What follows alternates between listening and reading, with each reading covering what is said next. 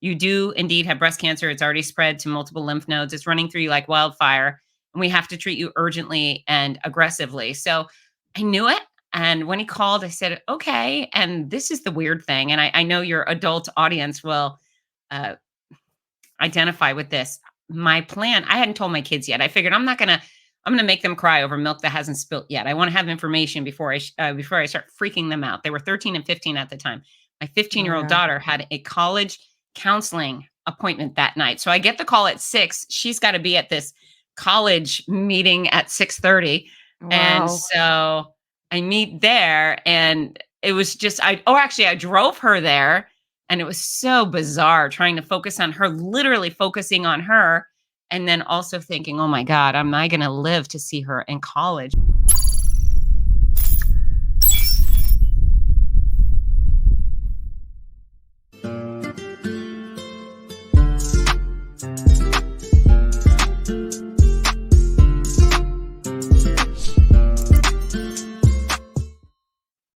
What's up, y'all? This is Neena Perez, and it's just straight talk, no sugar added. And I am so excited that you guys are here. Now, one thing I want to say to you guys is thank you, because we're almost at 100,000 downloads. And I'm really, really stoked that you guys are pouring into the community the way you are and following my guests and really just being a straight talker and somebody who's really going out there to improve the world. Now, you guys know that I look for the best humans on the planet to grow, challenge, and transform your thinking. I couldn't think of a better guest than who I have here today. She's going to kick your ass into reality, and I freaking love her for it. Her name is Fitz Koehler, and she is from fitzness.com. She's a dynamic personality who she's I just can't wait to get into her. Okay. So not just a noisy and bossy, but she's compelling, right? So she's an author of multiple books, including My Noisy Cancer Comeback, Your Healthy Cancer Comeback Six to Strong, and Healthy Cancer Comeback Journal. So she brings an extraordinary blend of energy and expertise to the show. And I cannot wait to get in this with her, because I love people that come on here who have been through something and are showing you how to get impact in the world and also be able to do something significant as well. So thank you so much for being here, Fitz. I am super stoked you're here. How are you? I am spectacular, and I very much appreciate your enthusiasm for me, Nina. Thank you. It's not hard. It's not hard. So it's Nice. really, really good to have you here. Seriously. And I would like to get into showing people who you are. And so the first question that I always ask is, who are you? Because I'm always very interested on where people go with this. So who are you, Fitz? Who are you? Well, I think it's probably most interesting to focus on who I am to them, right? What's my role in other people's lives? So I'm a highly credentialed fitness expert. I've been teaching fitness since I turned 14. I have a master's in exercise and sports sciences. I've had the blessing of teaching fitness all across the world, in person, via keynote presentations, TV, radio, books, magazine. The laser focus of my company is to make a mass impact to help people live better and longer by making fitness understandable, attainable, and fun. I'm also a professional race announcer. So I host some of the largest, most iconic running events in America, from the Los Angeles Marathon to Buffalo Marathon, Fargo, Gasparilla, you name it. I make a lot of happy noise at those start and finish lines to celebrate people who are doing the thing I want them to do with it, which is exercise and living well. And of course, I have these books, and I beat up on cancer a few years ago with Beat Up on Me, but thankfully I got the best of it. And I love animals, and I love living in the Sunshine State, and I'm as happy as a clam and very grateful for every second I get on this earth. Do you think that's something that you are always grateful for? Yeah. When you pause and say that you've been grateful for everything you've gotten on this earth, which sounds like a lot and a lot of fun. Actually, it sounds like you're taking life and making life yours, and you're taking life by the horns, and I love that. And I'm just wondering, was that something that you've always looked at life for, or did cancer kind of give you that perspective in life? Yeah, so that's a loaded question. There's a lot of answers to, but number one, I was born with the sunshiny personality. It's genuine. I wake up and I'm so happy to be awake, and I'm thrilled about most things. It's probably ad Oh, nauseum. great. My mom gave me the creepy tidbit once I became an adult that I was conceived at Disney World, which is both hilarious and creepy. But so I was conceived at Disney World, and this sunny disposition is legit. I'm also a real pragmatic person, and that's a blessing to me because I can rarely find a reason to be a hag, to be Right. miserable. I look around, and there's children with cancer, and I think, oh, everything in my life is so much better than that. And then I look at what's going on in Israel and Gaza, and I think, well, everything in my life is better than that. And I've always done that. So, it's part nature.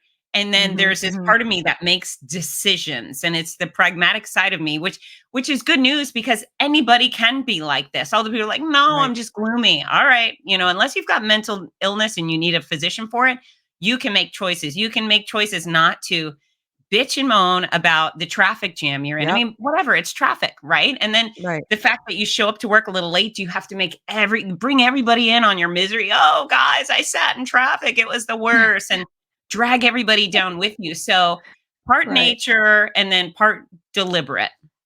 Right. It's I love the way you said that you have to make choices too. Like, is that something that you feel was a big part of your success? Because I think that one of the things is we don't manage our thoughts. And so we immediately start to we think about something, we want to go for it, and then we pause to overthink it, which is always a problem. Like, do you find yourself, because you have a beautiful career and a lot of great things that you've done and are doing.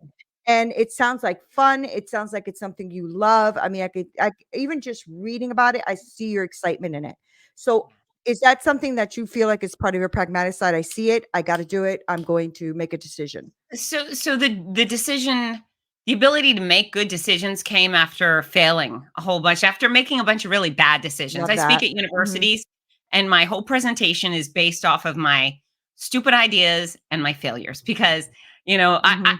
we could harp on the fact that everything about my career is great now, and for the most part it is, but there was a long time where I was trying to get past my own stupidity. And a real good example is I used to be a competitive kickboxer. So I fought in a ring for 10 years with, I'd get out in front of Wow. thousands of people with an opponent who wanted to knock me unconscious. And when I was doing that, people started noticing. I started becoming featured in various magazines, a lot of sporting magazines, Ultimate Athlete, Kickboxer, Black Belt, you name it. They were doing stories on me. And inevitably what would happen is they'd fly me across the country to California, take these beautiful photos, talk to me, and then when the article came out, they were awful. They were god awful. I mean, maybe the Mm. pictures were cute, but they would make up quotes and the writers just didn't get it. And I was also not only a good fighter, but I was an expert. I was a fitness expert, a credentialed person, and my advice mattered. And they would Yeah. butcher the advice or they would make it up. And I really what I really wanted to do was write the articles, but I was just too Right. chicken to ask. I was too chicken to ask. And so this went on for years. I would do the feature and then I'd go to the bookstore and I'd just be so mad. Or they'd spell my name wrong. Come on, it's 4 letters. Right. Fitz. It's not Fritz, it's not Fifi, it's Fitz. So anywho, Easy. or cobbler, it's Kohler. Come on, do a little research if you're Yeah, a yeah. Let journalist. let me So pause you for a second though, because that's very interesting, right? That somebody with such a strong competitive mind, and you're going in there knowing that there's an opponent that wants to take you down, and yeah. you still stepped in the ring. Isn't it very interesting how you stepped in the ring to kick ass and do what you had to do, but yet we're chicken about asking or Well, afraid to ask? Tell me about that. That's That's where interesting. that's exactly where I'm going. So I left training one day, practice for I was training for an event. I probably had a fight in 2 weeks, and it was me versus about 4 to 6 different people. What we would do is, Susie would fight me round one, then Bob would fight me round two and three and four, and I would stay in the ring the whole time, and they would switch. They were always fresh. Wow, It was brutal. I was better than all of them, that but is anyways, it was brutal. brutal. And so I leave that really tough workout and I get in my Jeep and I go to the bookstore and I get a magazine and I get in my car and I'm like, son of a gun, I'm so angry over it. And then it dawns on me, you fool, you just fought 4 people bigger than you. You're about to go into a ring with someone who wants to knock you unconscious in front of thousands of people and you're afraid to make a phone call. And it was just that light bulb went off and I thought, what am I afraid of? And so I went back to the office. I picked up the phone. I called one of the editors I knew, and all the editors seemed to like me. They were friendly and so forth. So I called and I said, "Hey, Bob, it's Fitz Koehler." "Oh, hey, Fitz, how you doing?" I said, "I'm doing great, Bob. I got a question for you." He said, "Okay." I said, "I would. Is it okay if I write the next article for you?" He goes, "Oh, yeah, I would love for you to write the article." And then he goes, "And how much do you want?" And I was 20 Mm, and I thought, he said, mm. "Yes, and he's going to give me money." And I was so excited, but then I also kicked myself for the 2 years full of frustrations where I could have been really thriving in my writing career and really genuinely helping people. Instead, I made this poor decision to be a coward and I didn't. And then so from that point on, my mantra has been, and it has stuck with me, if something does not cause bleeding, bruising, or broken bones, go for it. And, I might Yeah. still get a little bit of hesitation before I pick the phone up and call, but then bleeding, bruising, broken bones comes into my mind and I call every time. And, you know, I I don't believe in too much luck. We have to create Mhm, our own mhm. destiny. And Same. I also don't Yeah. believe in victimhood. I'm pretty Mhm. much in control of everything that's happened to me for the most part. And Yeah, that mentality, that learning from your stupid mistakes, it's not about not making stupid mistakes. It's about, of okay, course. how do you get past them? And I've gotten past a lot of them. I'm sure there's some dumb things I still do. Hopefully in 10 years, Well, I I'll be mean, able to you're tell you human. all You're about those. human. Yeah, yeah. Very I mean, much. in humanity, you're not gonna be perfect. But Right. I'm just wondering, like, did you ever try to unravel that? Like, what is this intimidation I have with calling them? I mean, I'll kick their ass in the ring, but I don't want to call them. Like, did you ever dig down to find out where that came from, or why that's even there? All I can imagine, it's the generic fear of rejection. Nobody wants to Yeah. be rejected. And I have a daughter and a son. And with my son, I try to teach him to be a go getter. And my daughter, I try to teach her to be compassionate and kind. I always thought, I very much put myself in other people's shoes. And when I was in college and high school, I dated a lot. And I'm talking about actual dates, like dinner or lunch, movie, etc. And I almost never ever said no because I appreciated how much courage it took for a guy to come over and say, "Hey, I like you. I would like to do something with you." And so, yeah, I have a respect for people who try, and that goes a long way. Mhm. Mhm. Yeah, Mhm. and And that's and and be- something. Go ahead. yeah, because of watching other people be courageous, you go, okay, I'm going to be courageous. And if somebody tells me no, it's not because they hate me. They just, maybe I'm not their cup of tea or whatever. Right. Yeah, yeah. I always say if I'm not your cup of tea, put a little vodka and stir, you know? Good idea. Why not?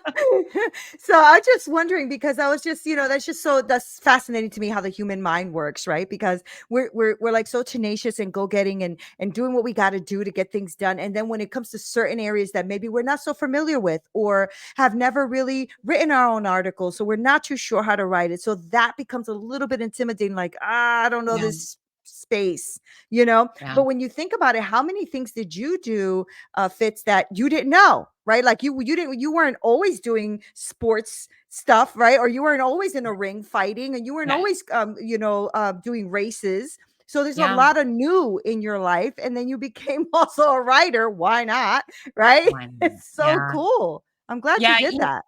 Yeah. It's, I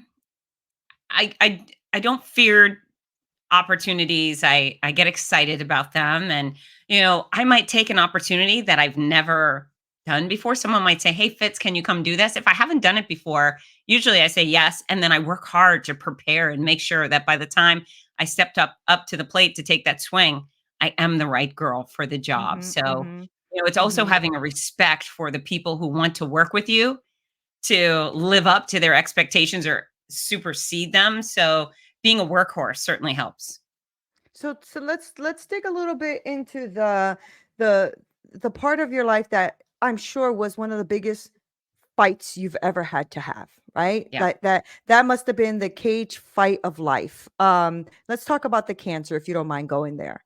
Um, okay, just want to make sure you're comfortable with that. So, um, what was that day? How was that day when they told you that you had cancer?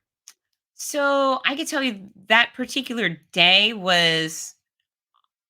was odd, but I already knew I had cancer. So I had a sparkling clean mammogram at the end of December 2018, less than 7 weeks later, at a hotel bathroom at a race weekend, I got out of the shower naked, rubbed my underboob, and found a lump. And Mm. I had immediately called the doctor, made the appointments. And so within about a week or so, I had a doctor appointment, a mammogram, an ultrasound where the radiologist says, hey, that mass is suspicious, but you also have several hard swollen lymph nodes we're concerned about. And Oh, that to wow. me told me instantly, I have cancer and it's spread. And so and then I had a biopsy the next day. And then when the surgeon called, he said, listen, Fitz, I'm so sorry, but you do indeed have breast cancer. It's already spread to multiple lymph nodes. It's running through you like wildfire. And we have to treat you urgently and aggressively. So I knew it. And when he called, I said, okay. And this is the weird thing. And I know your adult audience will uh, identify with this. My plan, I hadn't told my kids yet. I figured I'm gonna make them cry over milk that hasn't spilt yet. I want to have information before I start freaking them out. They were 13 and 15 at the time. My 15-year-old Yeah. daughter had a college counseling appointment that night. So I get the call at 6. She's got to be at this college meeting at 6:30. And Wow. so I meet there and it was just actually I drove her there and it was so bizarre trying to focus on her, literally focusing on her. And then also thinking, oh my God, am I going to live to see her in college? What is this going to be like? Right. That was strange. I don't think his phone call was the most impactful part of my experience, but having to pretend everything was normal for a while was Mhm. Mhm. bizarre. Yeah, difficult. Yeah, I'm sure that was. And so then I don't know how long did it take you to actually, tell the kids, because I mean you had to be on medication, right? You're gonna have to be on chemo or Oh yeah. radiation. You might lose all of your hair, like all that kind of stuff. So when did that conversation start to take place?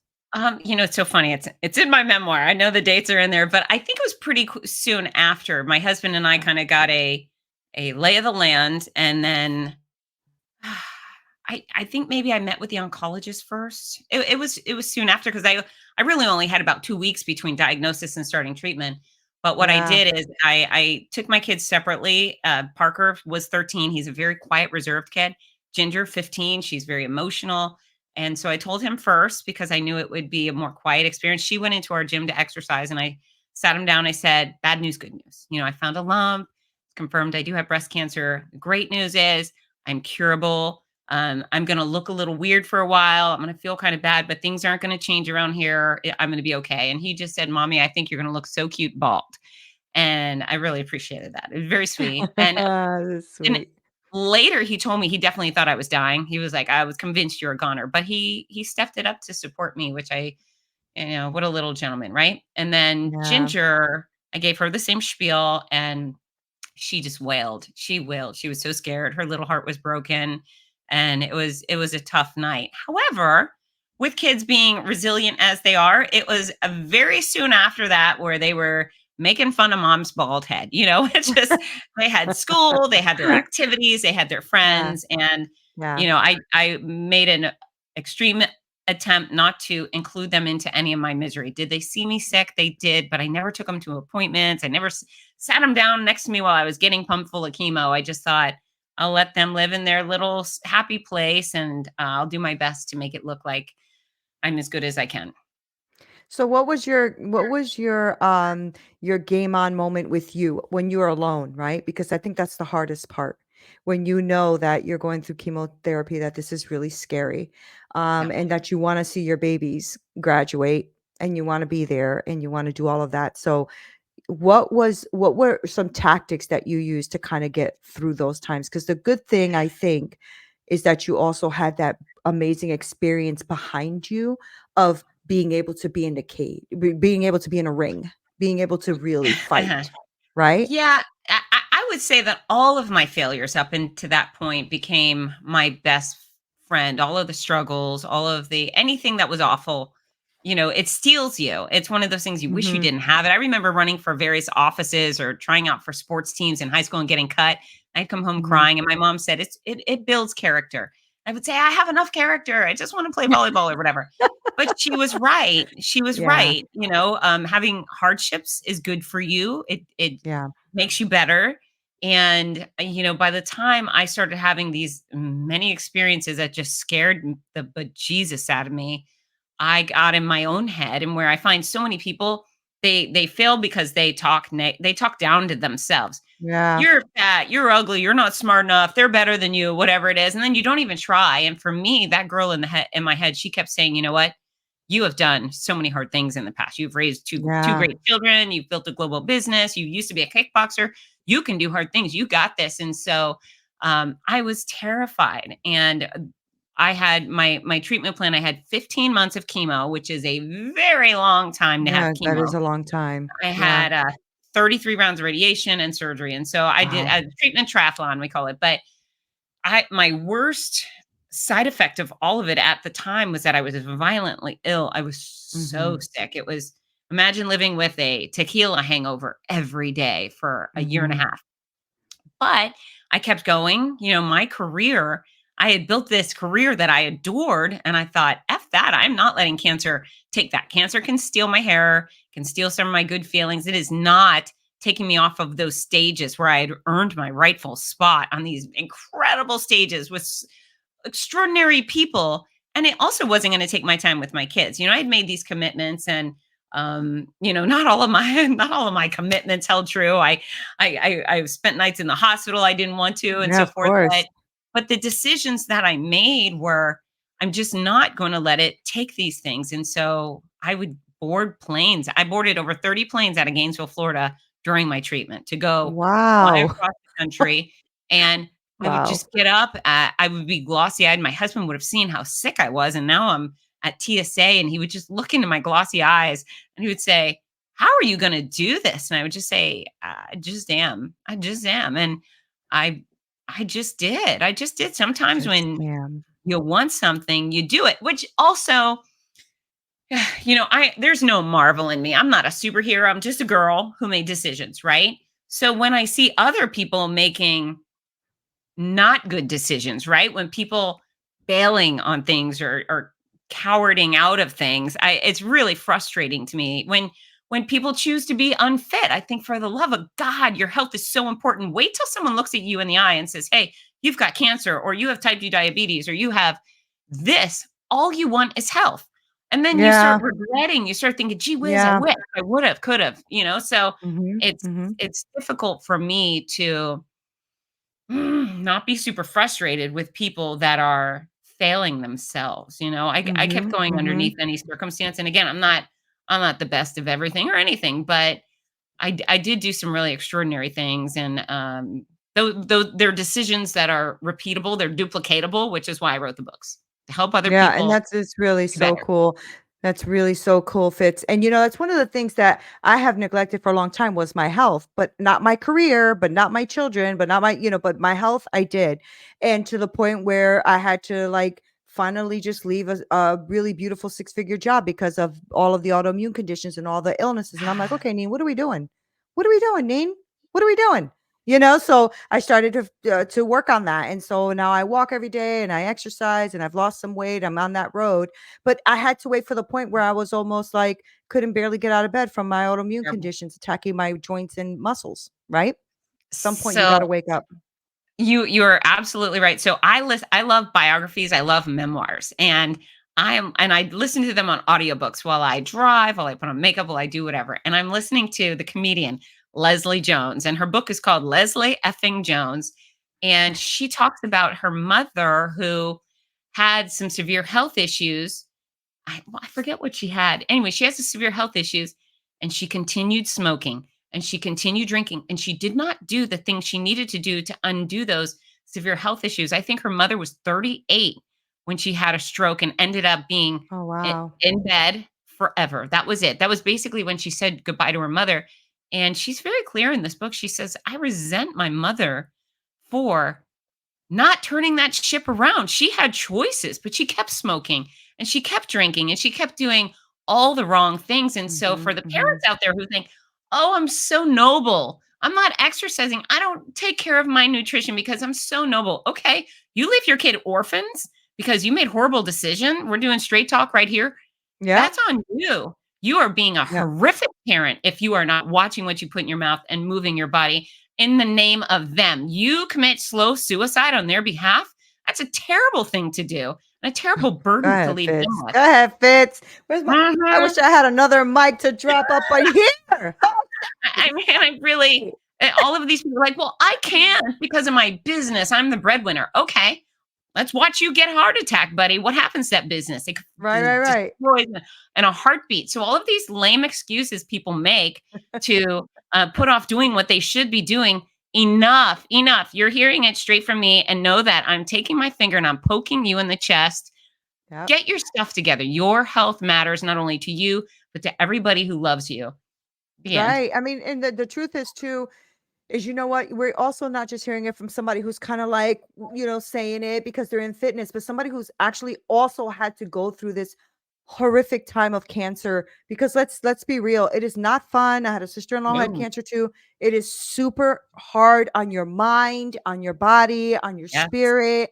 It is hard. It's not that's a real battle. Like it really is. And some of us, and I'll put myself in that category, who are overweight and don't have cancer, thank God, and don't have high blood pressure and don't have cholesterol and everything. What the hell am I waiting for? For it to That's come right. so that then I can say, "Oh, now I'm sick." That's right. Girlfriend. So Like, so this yeah, is the message there. Nobody gets out unscathed. None of that's right. us. You None of will us. either get ill, you will either get injured, or you will become ill at some point. Yep. Prepare your Yep. body to do battle today because you will recover and rebound so much more efficiently and effectively if you are healthy and fit going into any sort of crisis. It's funny when I was through the meanest portion of my chemo. So I had the 6 rounds of a nightmare concoction followed by 10 months of something horrible, but still way less bad.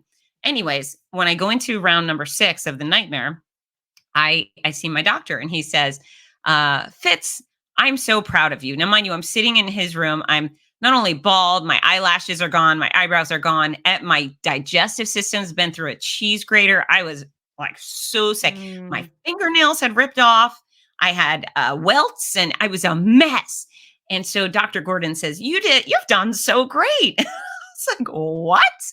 I'm not so great. I've not done great. And he said, Fitz, I am so proud of you. You've really done fantastic. And I said, Dr. Gordon, I don't understand. Every iota of my body has been obliterated. Why are you saying this? He said, Fitz, I'm not saying you haven't suffered. You have suffered tremendously. However, if you were not so healthy and fit coming into this and committed to fitness along the way to do whatever you could when you could, he said, you would have been in a way worse condition. You spent one night in the hospital. Wow. You likely would have spent a month in the hospital. You might have had a Mhm, feeding tube, mhm. which might have led to infection. He said, not only have you not been hospitalized for a month, you have traveled the country having more adventure than most healthy people do in an entire year. He said, Fitz, I pumped you full of the meanest drugs I give anybody.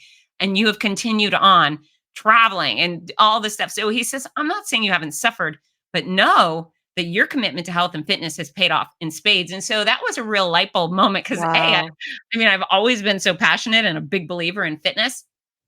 And then there's all those people that are like, oh, well, if you exercise and you got cancer, then I don't need to do it. Okay, well, no, there's babies in the hospital and they didn't do anything to deserve Right, cancer either, right? So Lord knows right. what I did or didn't do to bring on breast cancer. However, because I was already on top of my health, it was a way less horrible experience. So whether you get hit by a car or struck by lightning or you're diagnosed with cancer, if you have already committed to health and fitness, you will be better off. You will be so Mhm, much mhm.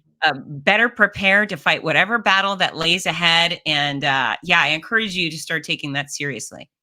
Yeah, I love that you're a straight talker about it too. You're not mincing any words, and I think it's No, because we need to like have it not be minced. I'm be honest, right? Like I don't, I don't particularly sign up for like things like the new what is it, like the new movements of loving your body overweight and all that. I don't sign up to none of that shit, and wow, I'm overweight, and I'm not sitting here like, oh, it's just no, it's not. no, Bullshit. Get it together. And I'm yeah, talking to myself too, right? yes, So I love that. I love that you're like that. Like, listen, and honestly, when you say that and when you do that to me, I feel love. I feel good, compassion. You know Good. what I'm saying? Like, I feel like I don't want you to fucking die over this bullshit. Like, Correct. let's get it together. Like that's what I hear you saying, right? That's what I hear. So here's the deal. I love people too much to coddle them. I Right, respect you too much to coddle you. And the other right, thing I want everyone out there to know is that fitness is attainable for you.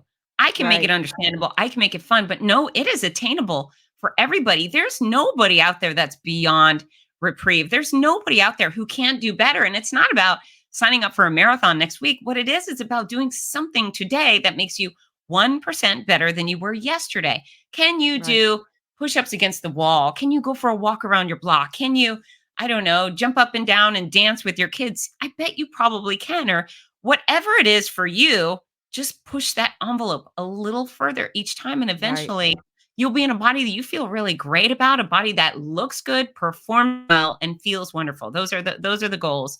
And certainly Yeah. feel and performing well are the top two. I think it's also because we live in a microwave freaking society, right? So everybody thinks that everything has to be so damn fast. And so Yeah. we all think like, oh, I went on a diet for 2 weeks, it didn't work. For 2 weeks, it didn't.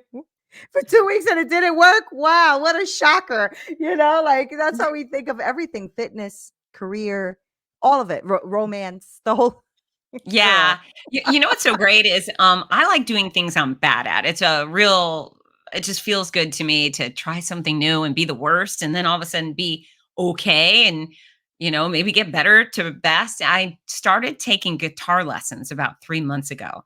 And it has been so rewarding, and I tell you what, the sounds that I made on this thing for the first few weeks were pretty abysmal, but now I can strum along with a Garth Brooks song, I can strum along with Taylor Swift, or it's nice to Oh, just cool. make progress in something slash anything. So besides fitness, and I want people to pursue nutrition and exercise for sure, but go pick up a new hobby. I mean, grown-ups don't the learning and the fun learning doesn't have to end, and that personal Right. time is really good for you and everybody else. So whether it's an instrument or it's an art or a game, or I've just been recruited for a Dancing with the Stars competition, not the one on ABC TV, which would be Ah, great, but it's a fundraiser. And so I'm learning the jive right now, which is that's so fun.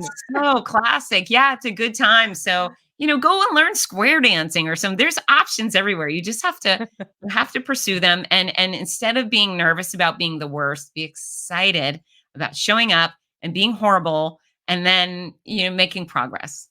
Yeah, yeah. And the same thing goes with fitness too. Like if you're somebody who doesn't really know too much about fitness or haven't gotten into it, it can be very fun. I'm just getting Mhm. into it. Like I said, I haven't taken care Good of myself in a long time. So girl. now that I am, I'm actually enjoying it a lot and I feel stronger. Like I'm not like wearing down a little bit faster. I feel like I'm going further than I used to, like that kind of thing. So it's really fun.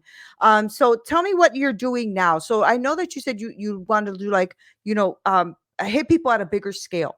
So what Yes. is it that you are doing? Talk to me about that.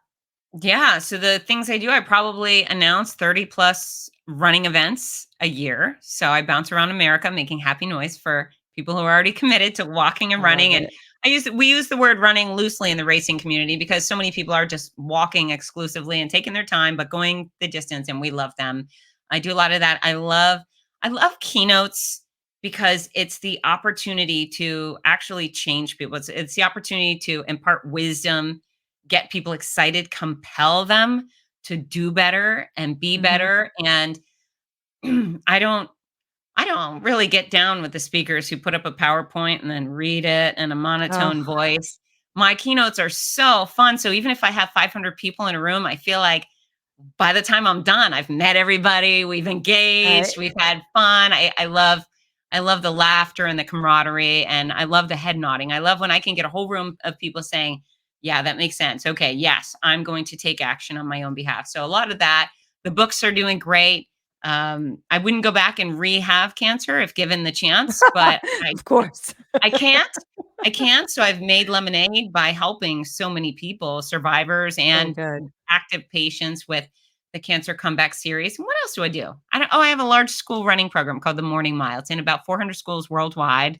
And that's another mass impact program. It's the only program in the entire world that invites every child every day, plus their family and the faculty, to exercise. So many of my Oh, it's so schools cool. have hundreds of people out on the field in the morning. They just do 30 minutes of laps. They've got music, we've got rewards.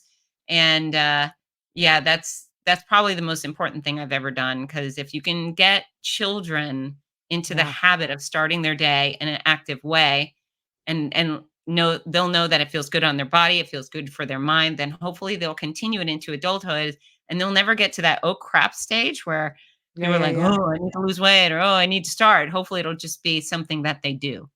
That they do. Yeah. Yeah. And that's, that's an advantage. And also the fact that you're getting them away from like the screens and stuff that at Yeah. that time as well, which is super powerful. So on your keynotes, are you speaking to like people about health? Are you speaking to them about careers? Are you speaking to them about movement? What are you speaking to them Yes. about? What's like Yeah. the message?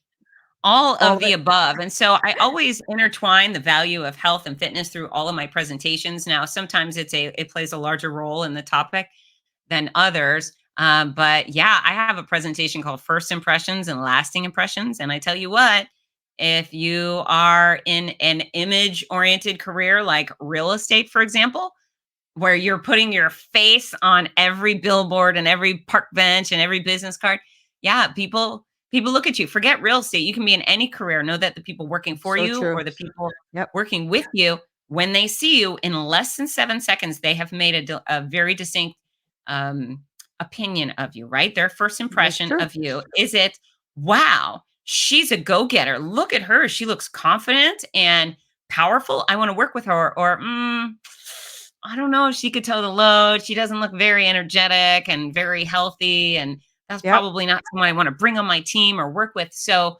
is that fair? Does that does that allow people to absorb your education, your certifications, your knowledge, your charisma? Not necessarily, but your health and fitness definitely matters, and it's whether you stand up straight or not, right? So Right. that's a popular presentation. I love giving health during hardship because for most corporations, they start losing employees' productivity, and the employees show up less often when anything hits the fan at home. So whether they had a fire in their kitchen, or they're getting a divorce, or the kids are struggling in school, or their grandpa has cancer, that's when things start hitting the fan, and that employee lets themselves go because they think they're helping everybody else, and then the work performance really suffers as well. So can we create a workforce where they are committed to health no matter what? And again, we discussed this earlier, but everybody's better off when we take care of ourselves, right? Our Yeah. whole Yep. circle surrounding us. So my message is, if your house burns down, take your family, hold hands, go walk around the block and cry, but walk, Right. right? Right.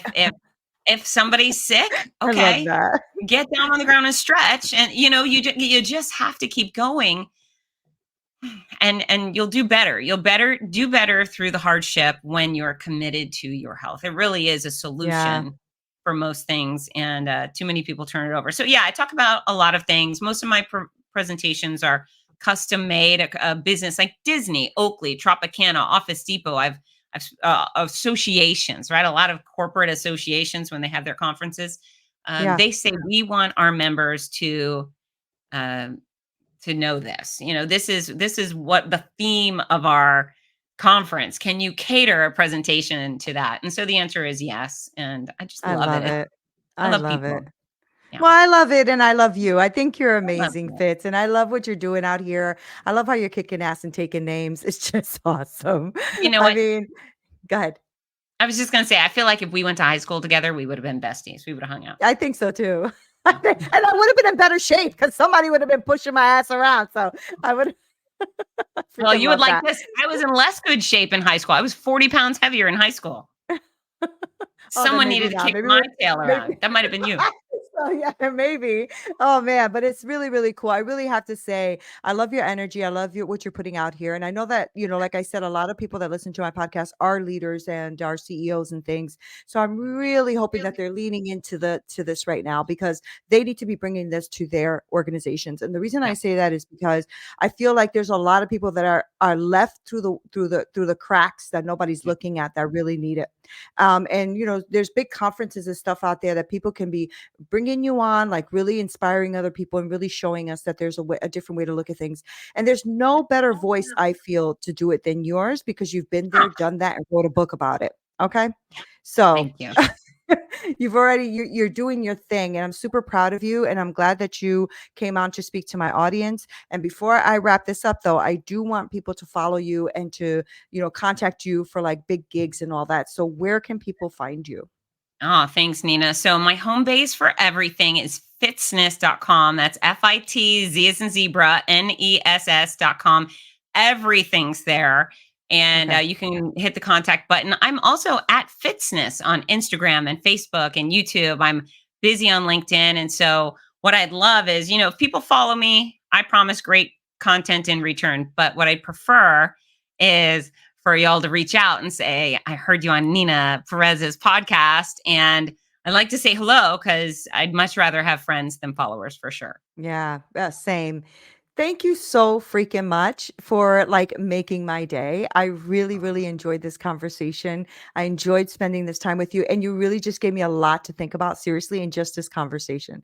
So I'm Well, I'm making sure that even if I'm crying, I'm walking. I'm making sure that if I'm good. doing something, I'm stretching. Like Good. honestly, as you're talking, I'm like, I really have no damn excuse. I really have no damn excuse. So thank you so much for bringing that to my forehead, to my front. I like that. Thank you. I appreciate you. Thanks, Nina. All right. Thank you guys so much. I told you guys would love her, right? Best humans on the planet. And Fitz is definitely one that I'm glad is on this planet. So make sure that you guys follow her, share her content, make sure that you inspire other people to keep moving. And also, if you're someone who is listening who knows that you are part of a big organization or something, have her come talk over there, because she's going to kick your asses, and she's going to make you guys really rise up to the cream, right? Rise to the top of the occasion. So thank you guys so much for being here. This is Neena Perez, straight talk, no sugar added. Like, share, subscribe, all that great stuff. And I'll make sure to bring all of her stuff right below here so that you can click and get in contact with her. Until next time.